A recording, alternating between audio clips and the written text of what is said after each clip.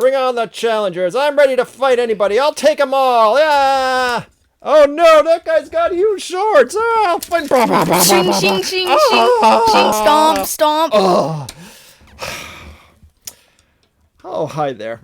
We like big bots here at the Film at 11 podcast, don't we, Thomas? Yeah. Thomas, a few weeks ago, we reviewed the movie Pacific Rim, and I happen to know that was one of your favorites that we've done here for the podcast. I also know, just not from the podcast, but from my experience as your parent, that you're a big Transformers fan. Yeah. And in general, you just like big robots. So that's why I have something very special for you this week. I have the classic Robot Jox. Yeah. This is a movie I'm betting you've never heard of. Is that correct? Well, let's give it a watch and get ready to crash and burn.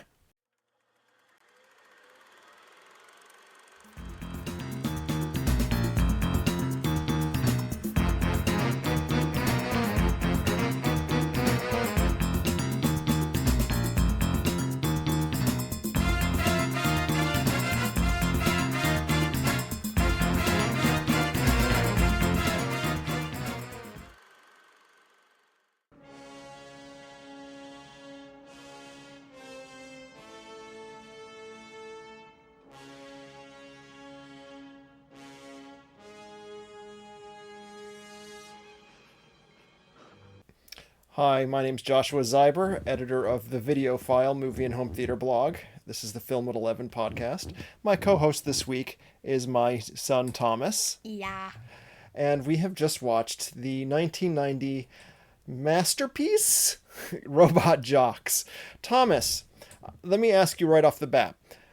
What was your favorite part of this movie? The amazing special effects, the compelling characters, or the shocking plot twist you absolutely could not have guessed from the very beginning of the movie? Probably the shocking plot. Yes. Nobody could have known. Nobody could have known that this character, who is obviously a spy and a villain, turned out to be a spy and a villain. Oh, Thomas. So I'm going to take a guess here that probably the majority of anyone watching this particular episode has probably never seen Robot Jox. Probably never even heard of it, most of them. I know you hadn't. So let me start off the bat with a little history lesson here. This is a movie that technically was released in 1990.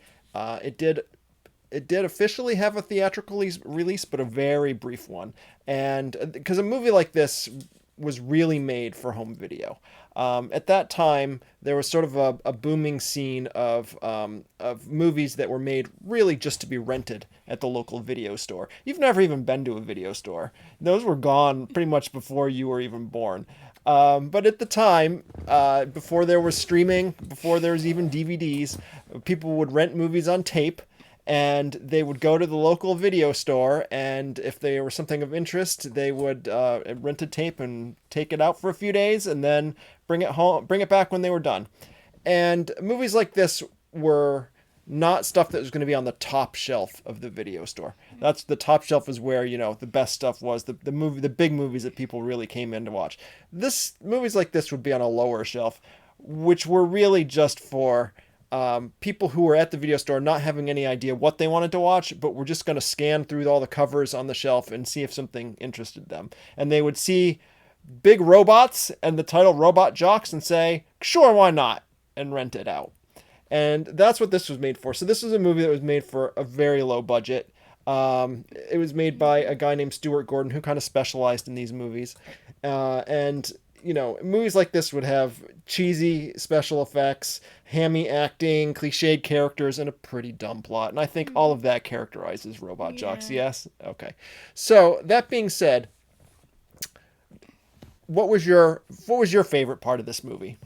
My favorite part of the movie was probably the part where everyone where everyone dies. I understand.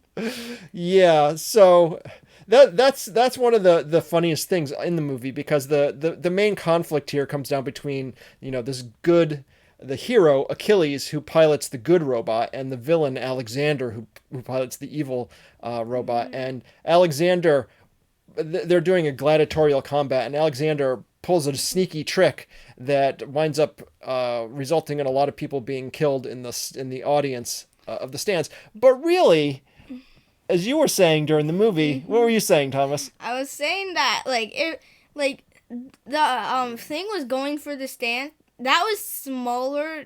Like he got punched and then he fell into the stands. Like if he just let it happen, all the blame would have gone onto Achilles. He would have been Alexander, you mean? fired, or Alexander or whatever. Yeah. He would have been like fired, and yeah, and he would have won. Also, he killed they would have killed that would have killed less people than a giant robot falling onto the stand. Like a hand would have killed less people than a robot.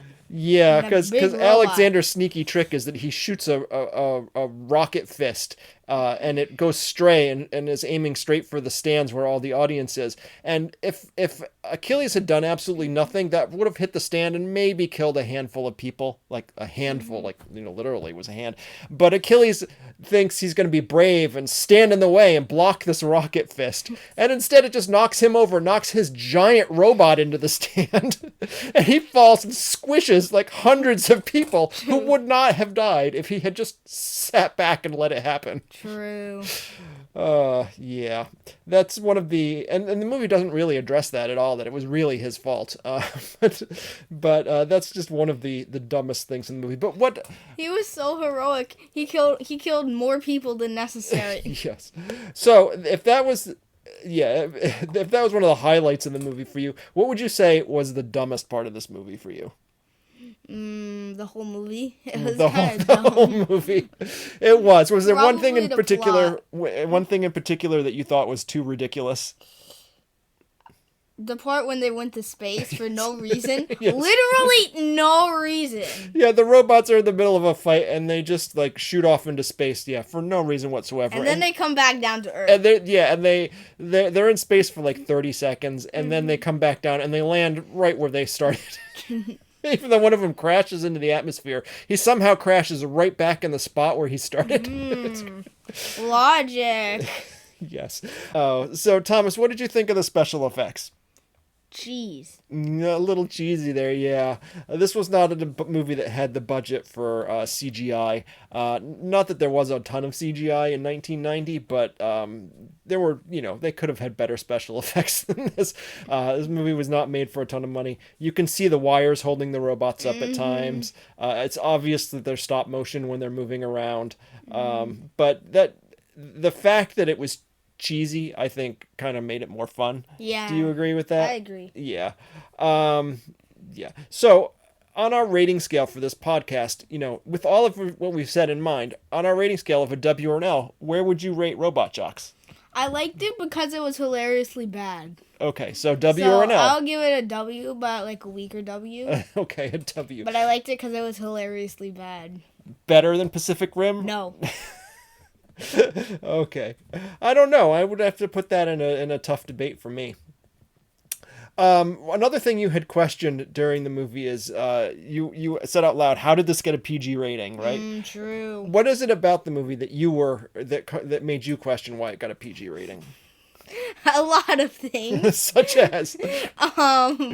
Well, to start, there was a lot of blood when they robot came crashing down into the stands. Yeah, the robot smushed a lot of people. There was some blood there. I don't think it was too It wasn't graphic. that graphic, but I thought it was graphic for a PG movie. Yeah, and there was also, you had seen a little kid in the stands, True. and then like you see its teddy bear afterwards. It's pretty clear that the poor little kid got smushed. And you also saw his bloody hand. Yeah. Okay, so there's the violence aspect of it that you were questioning. Anything else?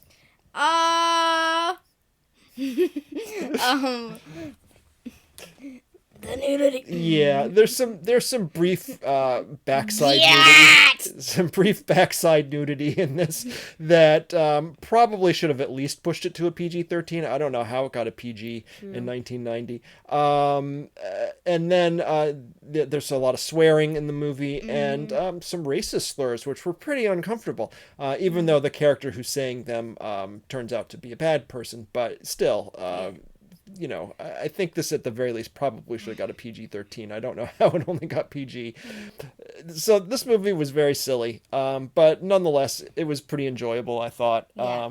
I liked it. Like you said, precisely because it's so cheesy, and I think that was the real appeal of movies like this, and a lot of the reason why so many of them were made.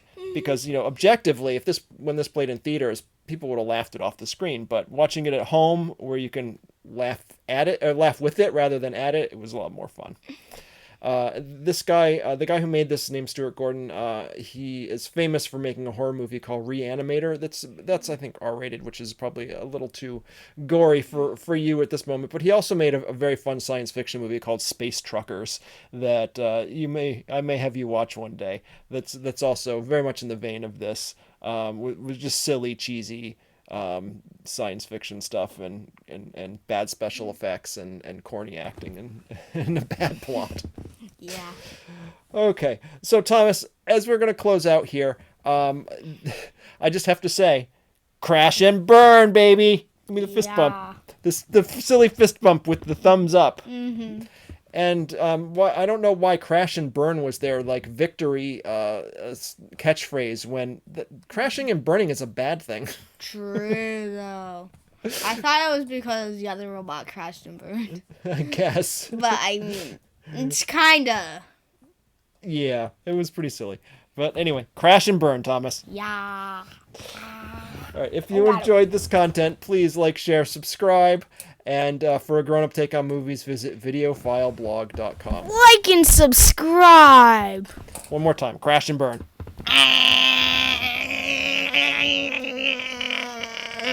Okay, all right, enough.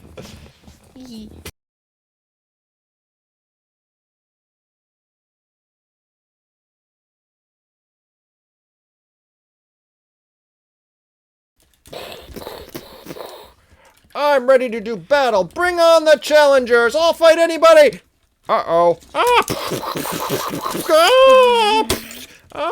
I got you.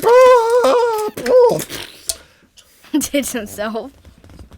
Nah, it hit himself. That's crazy. All right, one more time.